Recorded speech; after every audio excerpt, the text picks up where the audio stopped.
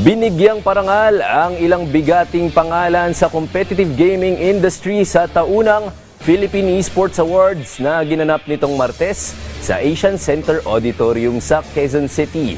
Kung sino-sino ang mga nanalo, alamin natin sa sa report ni teammate Raymark Patriarca.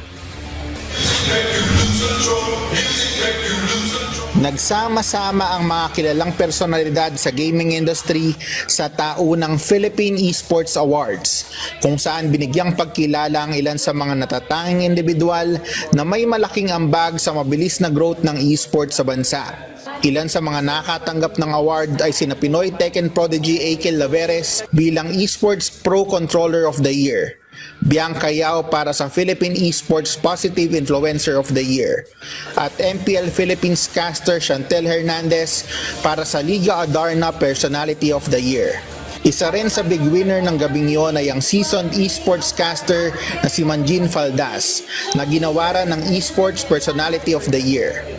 Ayon kay Manjin, na nakilala sa kanyang hype na style ng pagkakast, malaki na ang in-improve ng esports sa Pilipinas buhat nang magsimula ito noong 2000s.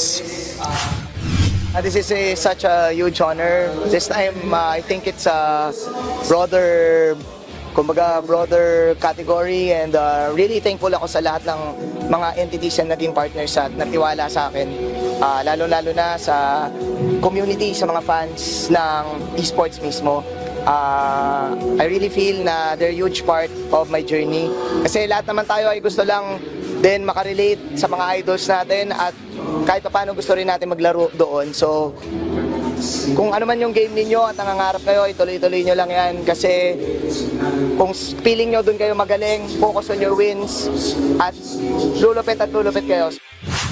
Samantala, siniguro naman ni Games and Amusements Board Chairman Francisco Rivera na patuloy ang magiging suporta ng kanilang ahensya para sa pag-usbong ng esports sa bansa.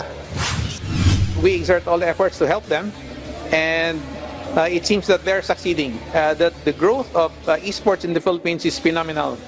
We have a lot of applicants, and then there are a lot of events that are in place, and more is set to come. Raymark Patriarca para sa atletang Pilipino, para sa bagong Pilipinas.